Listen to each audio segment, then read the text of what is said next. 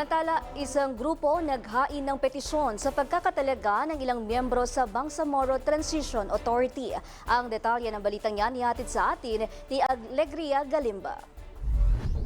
Naghain ng petisyon ng isang grupo sa Korte Suprema na kumukosyon sa legalidad ng pagkakatalaga ng 6 na miyembro at Interim Chief Minister ng Bangsamoro Transition Authority o BTA.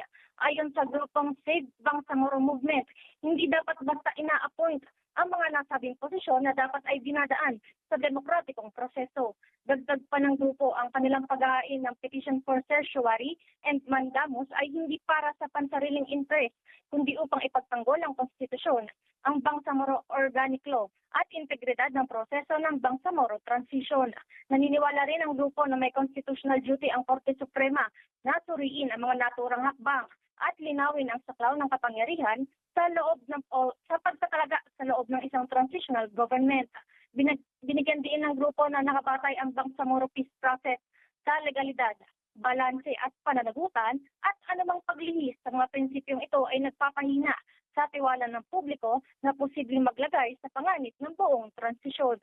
Mula sa Korte Suprema, Alegria Galimba, PH TV News. Maraming salamat sa iyo, Alegria Galimba.